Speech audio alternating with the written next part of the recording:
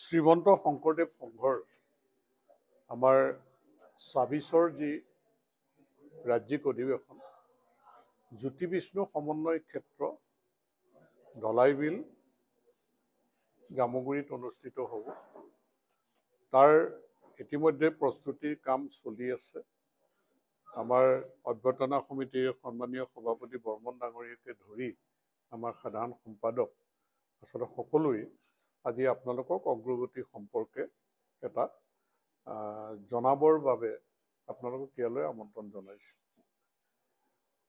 আমাৰ 16 নৱেম্বৰত লাইখুটা স্থাপন হ'ব আৰু বাকী যিখিনি আমাৰ চাব কমিটি বা আমাৰ বিভিন্ন যি কৰ্মসূচী লোৱা হৈছে সেইখিনি কামো যথেষ্টখিনি আমাৰ আগবাঢ়িছে।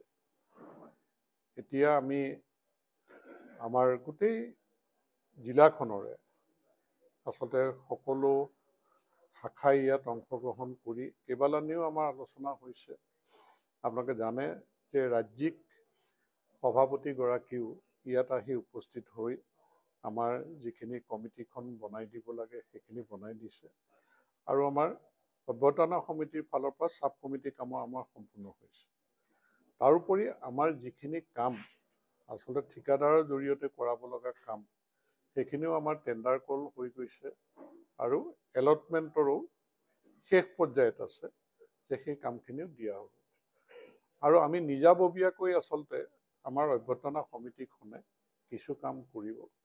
আমাৰ যেনেকৈ মূল মণ্ডপ, সেই মূল মণ্ডপ ভাগৰ কাম আমাৰ কমিটিখনেই কৰিব আৰু সেইটো স্থানীয়ভাৱে আমি মানুহৰ লগত যোগাযোগ হৈছে।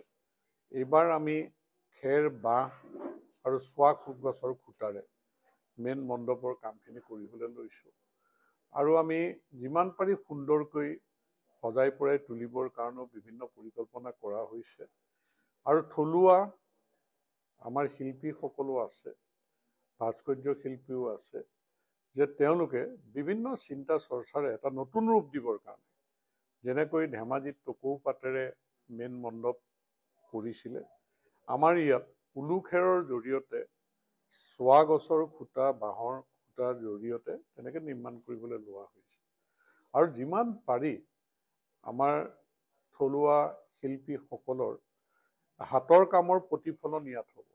বাঁহ বেতৰ পৰা আৰম্ভ কৰি আৰু আমি আমাৰ যিখিনি ফুল চুলো আছে সেইখিনি ক্ষেত্ৰতো তেনেকৈ আয়োজন কৰিছে। গতিকে থলুৱাৰ কৃষ্টি সংস্কৃতি বা থলুৱাভাৱে শিল্পীসকলৰ যিবিলাক আমাৰ প্ৰতিভা আছে সেই প্ৰতিভাৰ প্ৰতিফলনো এইবাৰ শ্ৰীমন্ত শংকৰদেৱ সংঘৰ যি ৰাজ্যিক অধিৱেশন 6, 7, 8 ফেব্ৰুৱাৰীত হ'ব তাত সকলোখিনি প্ৰতিফলন হ'ব। আৰু আতিথ্যত এনেও আমাৰ জামুগুৰি অঞ্চলৰ সুনাম সমগ্ৰ অসমতে আছে। গতিকে আতিথ্যৰ ক্ষেত্ৰতো আমি যিখিনি আয়োজন কৰিছোঁ, আমাৰ কোমল চাউল, চিৰা, দৈ, আমাৰ থলুৱাভাৱে ইয়াত উৎপাদন হোৱা গুড় আৰু আমি ভৰলীপৰীয়া কন্যাকা বহুমুখী পামে যিখিনি শাক চব্জি লাগিব সেই শাক চব্জিখিনি ইতিমধ্যে আমি আৰম্ভ কৰিয়ে দিলোঁ খেতি। আমি ইতিমধ্যে কবি ছবি দিছোঁৱেই, আলু খেতিও আলুও আমি দিছোঁৱেই। গতিকে ইয়াত আমাৰ গোটেইখিনি ইয়াতে উৎপাদন হোৱা আৰু আমি জৈৱিক পদ্ধতিৰে কৃষি কৰ্ম কৰা এই কথাখিনিত আমি গুৰুত্ব প্ৰদান কৰিছোঁ। গতিকে আমাৰ স্থানীয় জহা চাউলৰো এসাঁজ খুৱাম বুলি তেনেকৈও ভাবিছোঁ যে আমি যাতে সকলো প্ৰকাৰে ভকতসকলক সন্তুষ্ট কৰিব পাৰোঁ আৰু জামুগুৰিৰ যি ঐতিহ্য আছে, যি সন্মান আছে সেইখিনি ৰক্ষা কৰিবৰ কাৰণে শোণিতপুৰ জিলাৰ ফালৰ পৰাও বিভিন্ন শাখাই ইয়াত সহযোগিতা সুন্দৰকৈ আগবঢ়াইছে আৰু তেওঁলোকেও এটা জিলাখনৰ সন্মান ৰক্ষা কৰিবৰ কাৰণে, জামুগুৰিৰ সন্মান ৰক্ষা কৰিবৰ কাৰণে সকলোৱে উঠি পৰি লাগিছে। এতিয়া মই কাৰ্যকৰী সভাপতিৰ দায়িত্বত আছোঁ।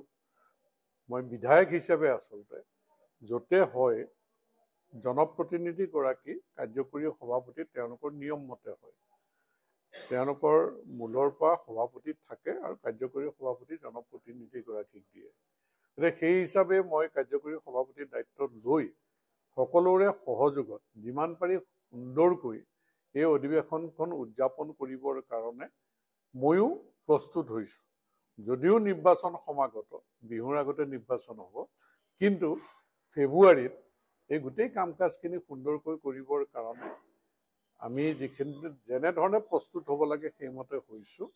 আৰু আমি নিশ্চয় আশা কৰিছোঁ নেদেখাজনৰ আশীৰ্বাদ থাকিব, ৰাইজৰ সম্পূৰ্ণ সহযোগিতা থাকিব।